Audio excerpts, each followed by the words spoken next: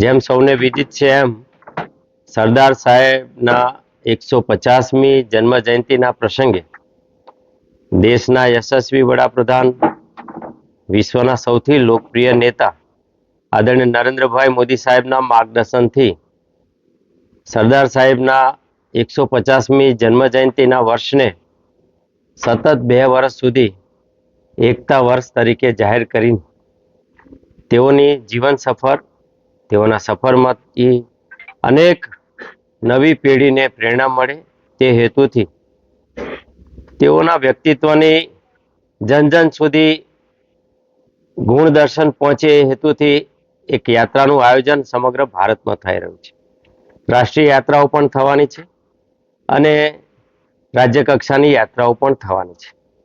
આપણે ત્યાં એ યાત્રાના ભાગ સ્વરૂપે ખેડા જિલ્લાના 6 વિધાનસભા વિસ્તારમાં આ યાત્રા પણ થવાની છે. આમ કુલ જોઈએ તો ખેડા લોકસભામાં 7 વિધાનસભામાં થવાની અને ગુજરાતની 182 વિધાનસભામાં યાત્રા થવાની.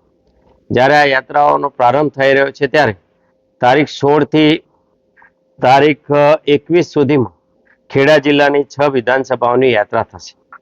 આ યાત્રા દરમિયાન 150 યુવાનો સતત આ યાત્રા સાથે જોડાશે. આ યાત્રાનો કુલ માર્ગ 10 થી 15 કિલોમીટરનો હશે અને દર 1-2 કિલોમીટરે આ યાત્રાના સ્વાગત સમારંભ પણ થશે. સમાજના વિવિધ અગ્રણીઓ, સમાજના વિવિધ સંસ્થાઓ, સમાજની સેવાભાવી સંસ્થાઓ આ યાત્રાઓનું સ્વાગત કરશે અને આ યાત્રા જ્યાં સમાપન થાય ત્યાં સરદાર સભા કરીને સભાનું પણ આયોજન થશે. એ સભાઓમાં સ્થાનિક આગેવાનો, અતિથિઓ સરદાર સાહેબના ગુણ દર્શનની વાતો કરશે. આપણે જાણીએ છીએ કે દેશને એક કરવામાં, દેશને અખંડ રાખવામાં આદરણીય સરદાર સાહેબનો અમૂલ્ય ફાળો રહ્યો છે. અંગ્રેજો જ્યારે આ દેશમાંથી ગયા ત્યારે તેમણે માત્ર દેશના 2 ટુકડા જ નહોતા કર્યા, ભારત પાકિસ્તાન, પરંતુ 564 ટુકડા કર્યા હતા એમ કહીએ. કારણ કે 562 રજવાડાને પણ એ સ્વતંત્ર કરીને ગયા હતા અને 562 રજવાડાને આઈધર ભારતમાં કે પાકિસ્તાનમાં જોડાવાની પણ સ્વતંત્રતા આપીને ગયા હતા. ત્યારે ખૂબ જ ટૂંકા ગાળામાં ઐતિહાસિક કાર્ય કરવું એટલે કે ભારતને એક બનાવવું.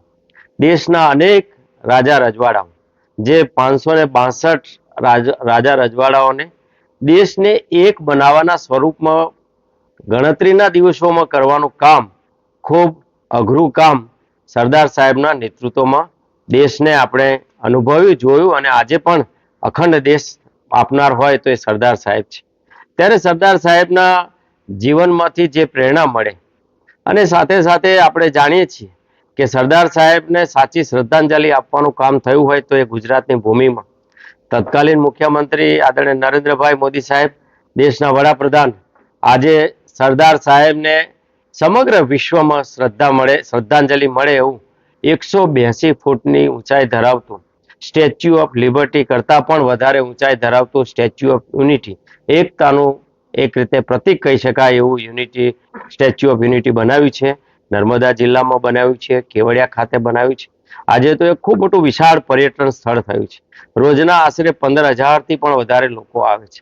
જ્યારથી એનું ઉદ્ઘાટન થયું ત્યાં સુધીમાં 3.5 કરોડના લોકોએ મુલાકાત લીધી છે. માત્ર સ્ટેચ્યુ ઓફ યુનિટી નથી, ત્યાં અનેક પ્રકલ્પો શરૂ થયા છે, અનેક સાઇટો શરૂ થઈ છે, ત્યાં રહેવાની વ્યવસ્થા થઈ છે, ત્યાં અનેક વન જંગલો, ત્યાંથી માંડીને કલાકૃતિ, દરેક રાજ્યની પોતાની પ્રોડક્ટ દેખાય અથવા તો ત્યાં આવનારા લોકોને આખા દેશનું દર્શન થાય, ભારતની વિવિધ કલા સંસ્કૃતિનું દર્શન થાય, એ તમામ વ્યવસ્થાઓ ત્યાં ઊભી કરીને આજે એ વિશાળ પર્યટન સ્થળ સાથે કહી શકાય કે ટ્રાઇબલ એરિયામાં ખૂબ મોટું ઇકોનોમિકમાં ફેરફાર લાવી શકે એવું અદ્ભુત કાર્ય, કલ્પના ન કરી શકાય એવું કામ આદરણીય નરેન્દ્રભાઈ મોદી સાહેબના સરકાર દ્વારા, એમના માર્ગદર્શન દ્વારા થયું છે.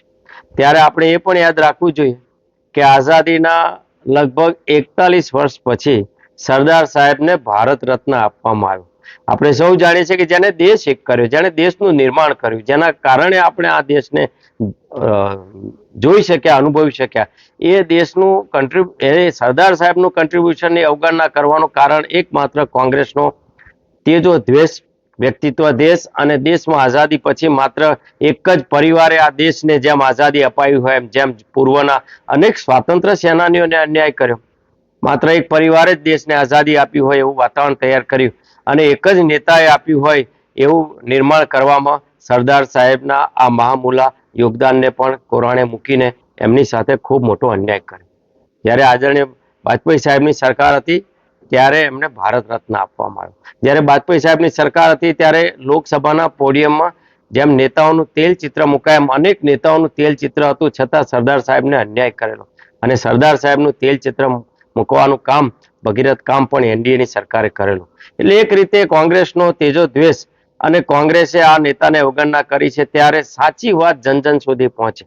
આજે 150મી જન્મ જયંતિના પ્રસંગે સરદાર સાહેબને, એમના જીવનને સાચી વાત નવી પેઢી સમજે અને નવી પેઢી સમજીને એમાંથી પ્રેરણા લે એ માટે રાષ્ટ્રીય યાત્રાઓ પણ થઈ રહી છે, રાજ્ય કક્ષાની યાત્રાઓ થઈ છે અને ખેડા જિલ્લામાં પણ સરદાર સાહેબની આ 150મી જન્મ જયંતિ એ 6 વિધાનસભાઓમાં યાત્રાઓ થશે, સભાઓ થશે અને મુખ્ય યાત્રાઓ સરદાર સાહેબના જન્મસ્થળ કરમસદ તત્કાલીન ખેડા જિલ્લાના મુકામેથી પણ થશે.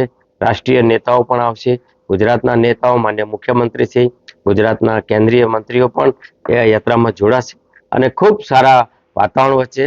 અને આપણે જાણીએ છીએ કે નવી પેઢી જે પ્રકારે સરદાર સાહેબની યાત્રાને આવકાર આપે છે, જે રીતે આપણે પણ અગાઉના 31મી ડિસેમ્બરની એકતા દિવસ જાહેર કર્યો ત્યારે જે કાર્યક્રમો કર્યા છે, ત્યારે આજના આ કાર્યક્રમને અમને ખૂબ આશા અપેક્ષા છે કે સરદાર સાહેબની યાત્રાને પણ ખૂબ મોટો સહકાર મળશે અને જનતા એમને આશીર્વાદ આપશે અને નવી પેઢી એમાંથી પ્રેરણા મેળવશે.